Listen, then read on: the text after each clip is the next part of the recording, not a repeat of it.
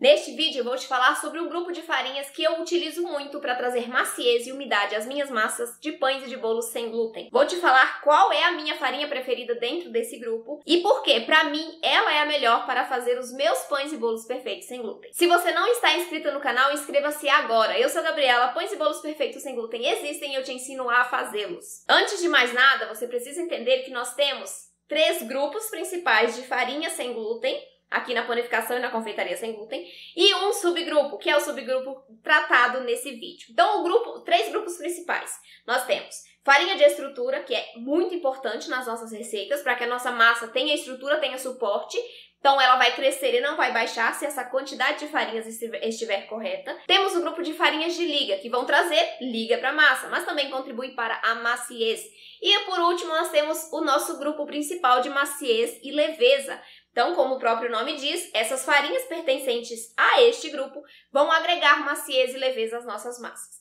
E esse subgrupo, especificamente, que eu vou tratar nesse vídeo, é o subgrupo de farinhas proteicas. Então, dentro desse subgrupo, nós temos a farinha de amêndoas, de coco, de castanha de caju, de castanha do Pará, farinha de amendoim, farinha de girassol. Então, nós temos todas essas farinhas que contribuem para a maciez e para a umidade.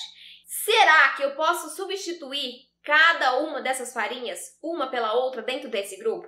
Não pode, eu já vou tratar sobre isso. Vamos falar sobre as funções dessas farinhas. Principalmente trazer maciez e umidade, mas elas também agregam um pouco de estrutura. Por isso que, eu não sei se você já fez ou já viu alguém fazendo, substituir a farinha de estrutura, por exemplo, a farinha de arroz branco, por farinha de amêndoas, achando que elas têm a mesma função.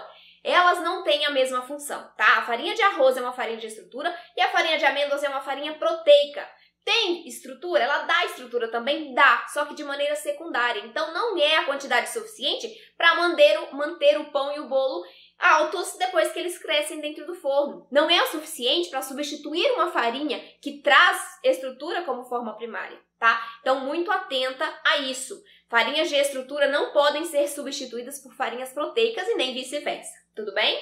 Ok, dentro desse grupo nós temos todas essas farinhas que eu citei e cada uma agrega ali suas características principais. Principalmente trazendo maciez e umidade, porque elas são ricas em gorduras e proteínas, mas também agregando outras características, como sabor, né? A farinha de amendoim, por exemplo, deixa sabor residual, outros tipos de nutrientes, então cada farinha agrega ali a sua carga de nutrientes, minerais, vitaminas, né? Ferro, proteínas, gorduras. Então, cada tipo de farinha agrega um valor nutricional a mais para a sua receita. E se você quer melhorar a qualidade nutricional da sua massa, né, esse grupo contém bastante tipos de farinhas que você pode agregar.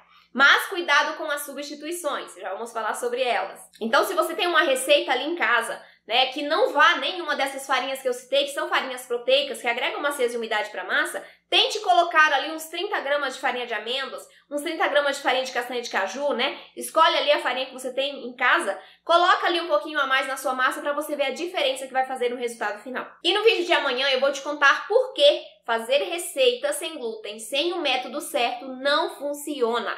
Mas para isso você precisa estar inscrita no canal. Então inscreva-se agora nesse botãozinho que tem aqui abaixo do vídeo para você ser notificada sobre o vídeo que vai ao ar amanhã. E para você, claro, se juntar à nossa família. Se inscreveu? Então vamos lá. Vamos tratar das substituições. Dentro desse grupo, nós temos farinhas bem diferentes. Farinha de coco, girassol, amendoim, amêndoas. Nem todas poderão substituir uma às outras. Por quê? Porque são farinhas bem diferentes. Apesar de terem um teor de proteínas e de gorduras elevado, o restante das características são um pouquinho diferentes. Então, quando você faz a substituição dentro desse grupo, você vai alterar significativamente também o seu resultado final. Exemplo de substituição que não pode ser feita: farinha de amêndoas por farinha de coco ou vice-versa, tá? A farinha de coco, ela está dentro desse grupo, mas ela não tem substituto à sua altura. Então, quando uma receita pede a farinha de coco, você tem que usar aquela farinha. Não dá para substituir pela farinha de amêndoas, por exemplo, tá? Vai dar alteração no resultado final. Pode substituir? Pode, mas o resultado final vai ser diferente. Principalmente quando na receita pede farinha de amêndoas e você coloca farinha de coco, tá? Nesse caso, a alteração ela é muito significativa. A farinha de coco vai deixar a sua massa mais seca, apesar de ser rica em gorduras, porque ela é muito rica em fibras.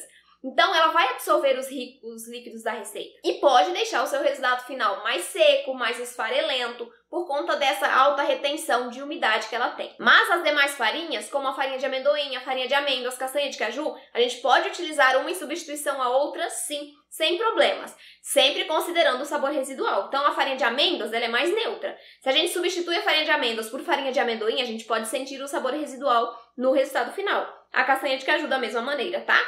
Então é só você ter essa consciência de que o sabor ali vai ser influenciado a depender do tipo de farinha que você está utilizando e que você não pode usar farinha de coco para substituir as demais farinhas desse grupo. Tudo bem? Uma aplicação prática dessas farinhas para melhorar a qualidade do seu bolo sem glúten, por exemplo, é aplicá-las em receitas que não levam açúcar. Então, em uma receita que você vai substituir o açúcar por adoçante, se você aplica uma certa quantidade dessas farinhas proteicas, você agrega mais maciez e mais umidade, coisa que o adoçante retira. Quando você tira o açúcar da receita e põe o adoçante, você tira a maciez e umidade. Então, adicionando um pouco dessas farinhas, você vai conseguir trazer novamente essas características para a massa. E dentre todas essas farinhas, qual é a minha preferida? A minha preferida é a de amêndoas, exatamente por ela ter um sabor neutro, né? Ela tem um sabor neutro, ela não tem muita gordura como a farinha de amendoim, por exemplo. Ela tem gordura sim, mas é um pouquinho menos do que a farinha de amendoim, não deixa sabor residual. Então, por isso a farinha de amêndoas é a minha preferida. Apesar de ela ter um valor um pouquinho mais elevado do que a farinha de amendoim, né, por exemplo, eu prefiro a farinha de amêndoas porque a gente usa em uma pequena proporção nas receitas. Então, acaba que a gente dilui o valor e não fica tão caro. Então, preste muito atenção às características da sua receita, às características das farinhas, para você agregar a farinha correta e obter, então, seus pães e bolos perfeitos sem glúten. E no vídeo de amanhã eu vou te contar por que fazer receitas sem glúten, sem o método certo, não funciona. Se inscreva agora no canal, eu sou a Gabriela, pães e bolos perfeitos sem glúten existem e eu te ensino a fazê-los. Já aproveita para me seguir lá no Instagram e receber mais conteúdos como esse, @Gabriela Gregolin. Um beijo!